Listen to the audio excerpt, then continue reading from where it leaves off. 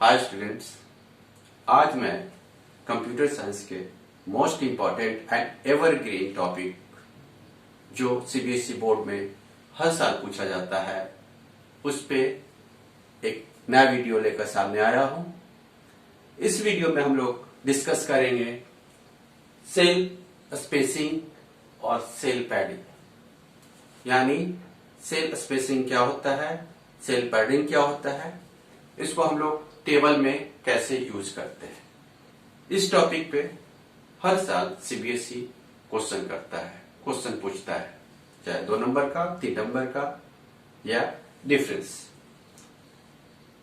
तो आइए समझते हैं कि सेल स्पेसिंग, सेल पैडिंग होता क्या है और इसको हम लोग टेबल में यूज कैसे करते हैं। तो जैसा कि आपको पता है कि सेल टेबल का बिल्डिंग ब्लॉक है, मतलब यूनिट है, सबसे छोटी यूनिट टेबल का है, यानी टेबल सेल से मिलकर बनता है।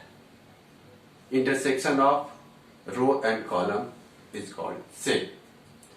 टेबल के बारे में मैं आपको वीडियो बना चुका हूं, अगर उसे आपने नहीं देखा है तो उसका लिंक मैं डिस्क्रिप्शन बॉक्स में दे दूंगा, उसे देख लीजिए और अच्छी तरह समझ लीजिए कि टेबल कैसे फॉर्म होता है।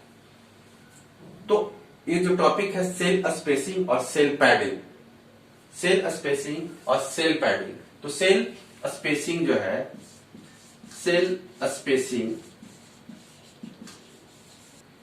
2 वर्ड मिलकर बना है, सेल प्लस स्पेसिंग। सेल मतलब हम लोग जान ही रहे हैं कि टेबल का यूनिट, स्पेसिंग मतलब जगह, गैप।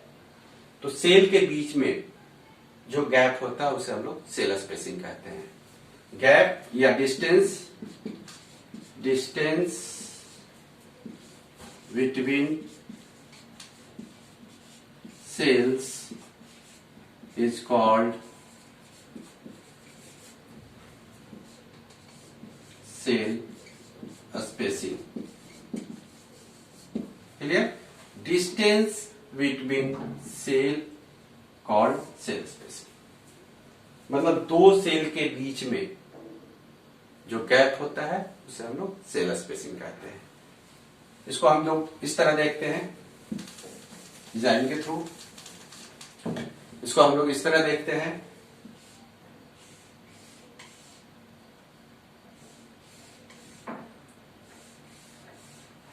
ये टेबल बनाया मैंने, ये टेबल बना हुआ है, ऑलरेडी टेबल बना हुआ है, उसको मैं यहाँ पे डिफाइन करके फिर से रीडिजाइन करके दिखा रहा हूं कि यहां पर ये सेल टेबल बनाया मैंने।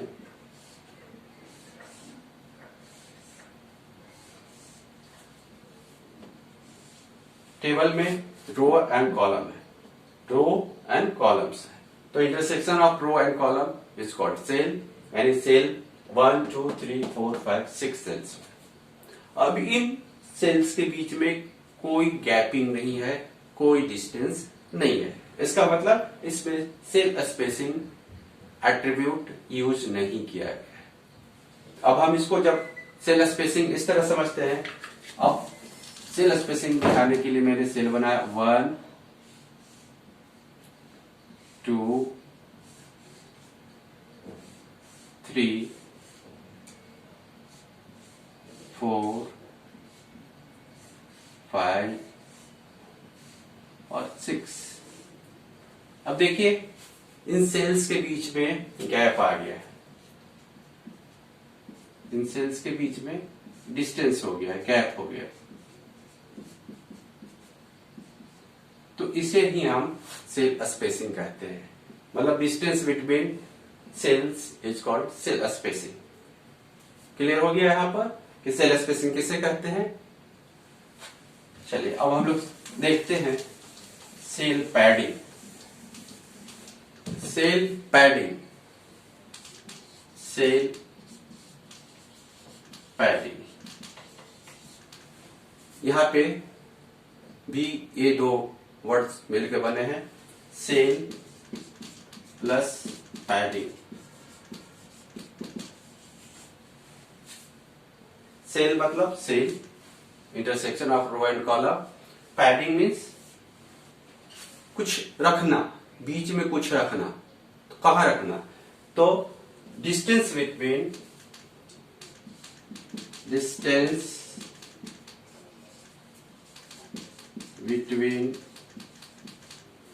Cell boundaries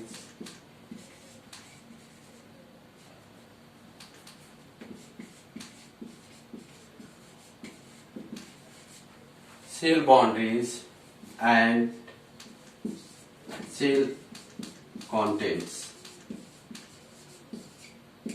is called cell padding.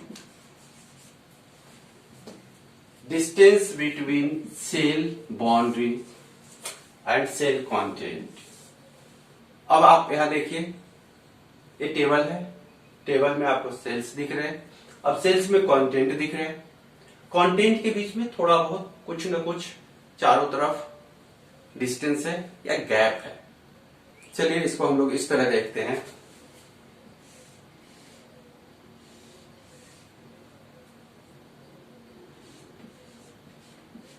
Cell लिखा मैंने, सेल के अंदर सेल लिख दिया। अब इसको देखिए, सेल बाउंड्री, ये सारे सेल बाउंड्री है और इसके बीच में कंटेंट है, कंटेंट के बीच में गैप है।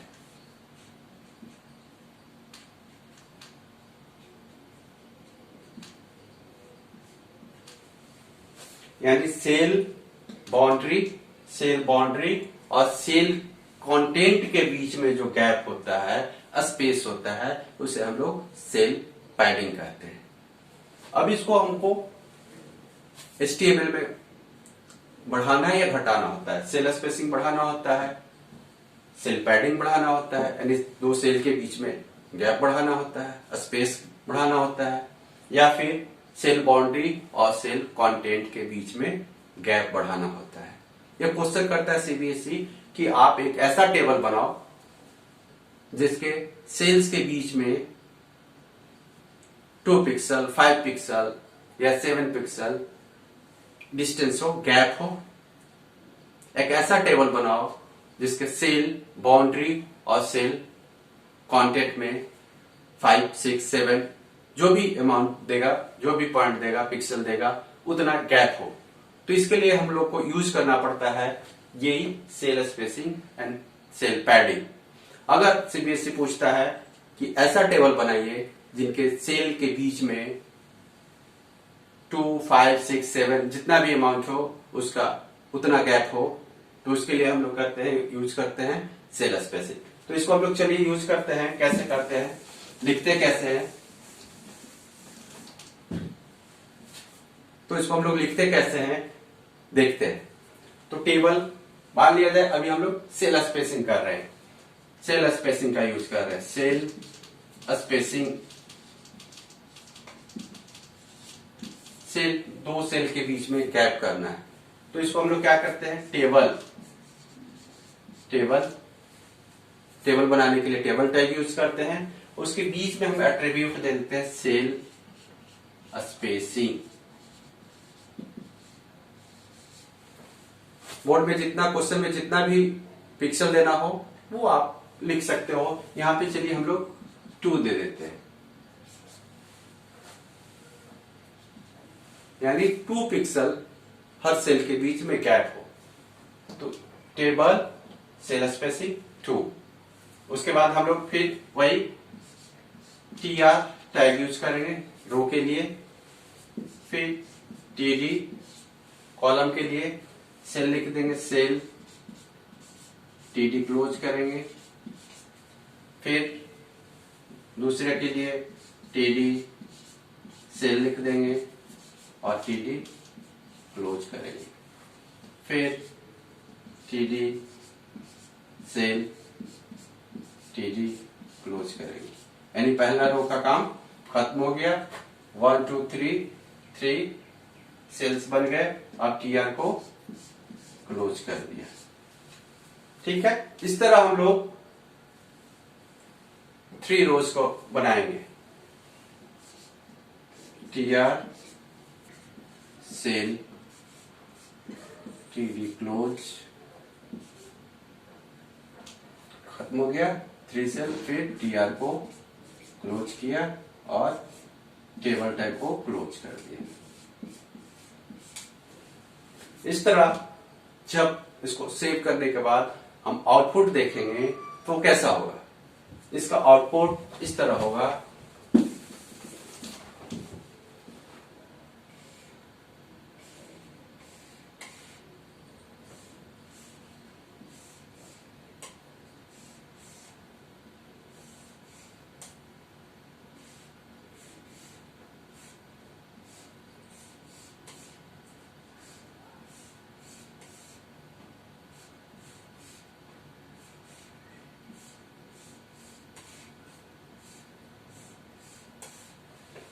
ये इस तरह का आपका आउटपुट हो जाएगा। इसमें सेल से लिखा होगा, सेल सेल सेल, जो भी कंटेंट है वो लिखा हुआ रहेगा।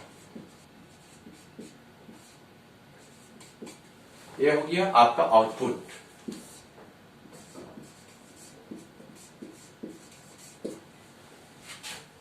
किसका आउटपुट हुआ?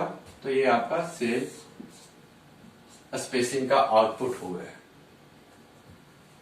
सेल स्पेसिंग, दो सेल के बीच में स्पेस बनाने के लिए, गैप बढ़ाने के लिए सेल स्पेसिंग यूज करते हैं। टेबल टैग का ये एट्रीब्यूट है। टेबल लिखने के बाद सेल स्पेसिंग, बोर्ड में आपको जितना बोले 5, 6, 7, 2, 1 कुछ भी बोले उतना लिख देना है और सिंपल सा टेबल आपको TRTD टैग यूज करके बना देना है। इस तरह आपका ये क्वेश्चन सॉल्व हो जाएगा।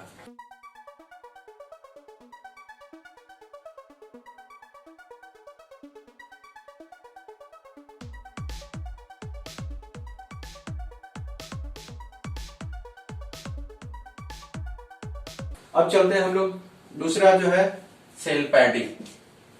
सेल पैडिंग को हम लोग कैसे यूज करते हैं? ठीक उसी तरह, कुछ नहीं करना है। यहां पे आपको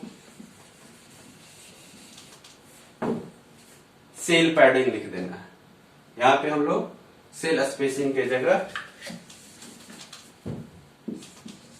सेल पैडिंग यूज करेंगे। बस table cell padding equals to pixel.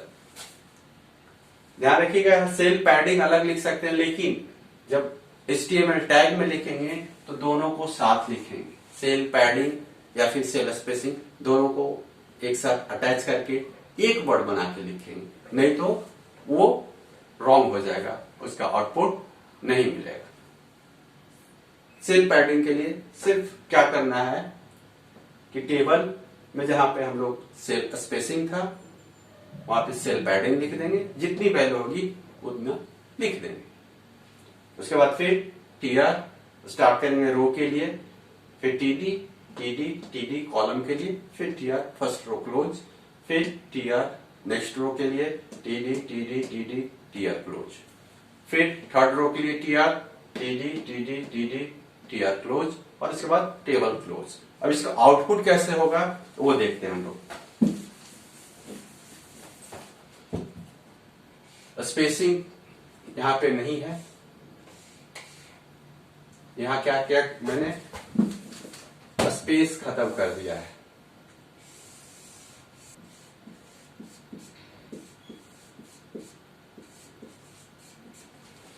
इसका आउटपुट हो जाएगा ये, यानी सेल पैडिंग करने से क्या होता है, सेल बाउंड्री और सेल कंटेंट के बीच में गैप बढ़ गया। देख लीजिए आप, ये गैप बढ़ गया है, ज्यादा हो गया है। तो यहां पे हम लोग 2 पिक्सल सेल पैडिंग यूज किया है। हम ज्यादा करेंगे तो इसके बीच में ज्यादा हो जाएगा गैप और टेबल का साइज बढ़ता जाएगा।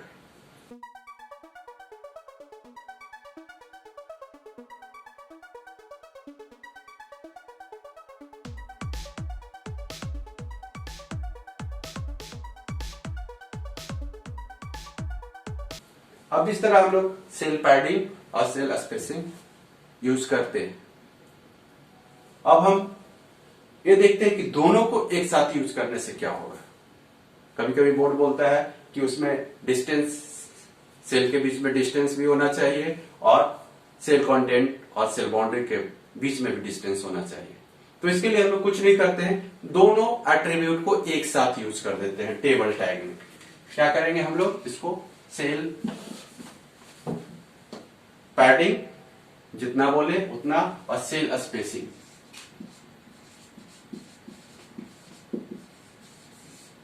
इक्वल टू, चलो हम लोग इस बार 3 कर देते हैं। दोनों एट्रीब्यूट एक साथ, अगर कहता है क्वेश्चन में कहा जाता है कि सेल के बीच में गैप भी होना चाहिए और सेल और कंटेंट के बीच में भी गैप होना चाहिए। तो इस तरह हम लोग टेबल टैग में सेल पैडिंग और सेल स्पेसिंग यूज करके, दोनों को एक साथ यूज करके हम आउटपुट या क्वेश्चन को सॉल्व कर सकते हैं। इसका आउटपुट क्या होगा देख लीजिए। इसका आउटपुट होगा, सॉरी थोड़ा बड़ा बनाना पड़ेगा,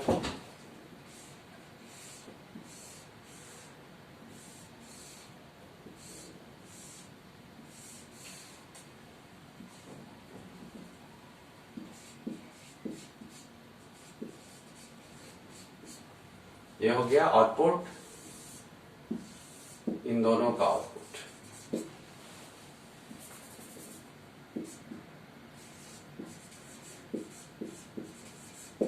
यानी सेल पैडिंग मतलब सेल बाउंड्री और सेल कंटेंट के बीच में गैप,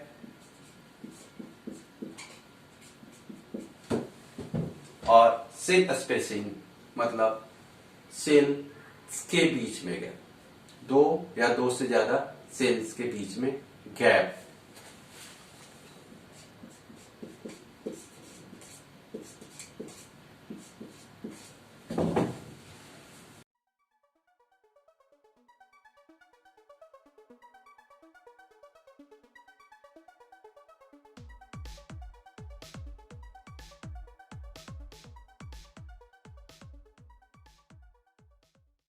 ये आपका सेल पैडिंग और सेल स्पेसिंग क्लियर हो गया। अगर आपको सेल पैडिंग से पूछता है तो सिर्फ सेल पैडिंग लिख देंगे, उसका आउटपुट आपको सेल पैडिंग वाला मिल जाएगा। और अगर सेल स्पेसिंग, दो सेल के बीच में गैप मांगता है तो आप सिर्फ सेल स्पेसिंग यूज कीजिए। और अगर क्वेश्चन में दोनों पूछा जाता है कि सेल बाउंड्री और सेल कंटेंट के बीच में गैप और दो सेल के बीच में गैप, तो आपको ये दोनों एट्रीब्यूट यूज करना पड़ेगा, सेल पैडिंग और सेल स्पेसिंग। आशा करता हूं कि आप सेल स्पेसिंग और सेल पैडिंग को अच्छी तरह समझ लिया होगा और इसको हम लोग क्वेश्चन में कैसे पुट करते हैं, कैसे HTML में यूज करते हैं, ये भी आप लोग समझ चुके हो।